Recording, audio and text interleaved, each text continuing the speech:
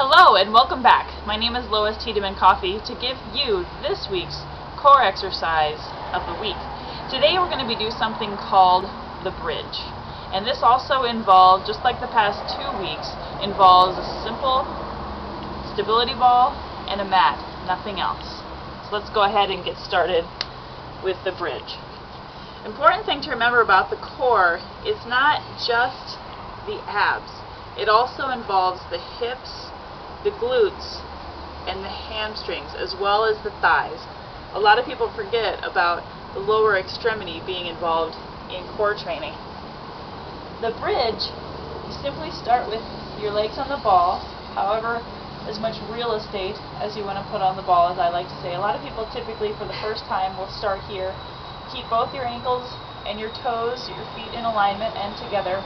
You start with your hands completely flat, and then all you do is just tighten your core, tighten your glutes, tighten even your thighs, your hips like you're squeezing a quarter. Got your navel to your spine. And to make it a little more challenging, there's a couple of things you can do. One is bring up your hands entirely, again keeping everything nice and tight. Or another thing, besides crossing your hands over your chest, is to just have your ankles on the ball. Actually, your heels on the ball.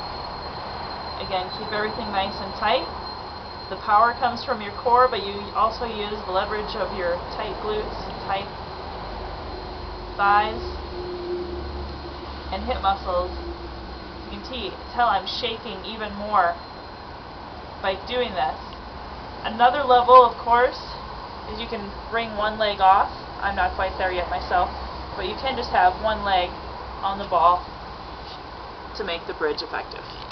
Thanks again for joining me this week. Stay tuned for next week for another core exercise of the week.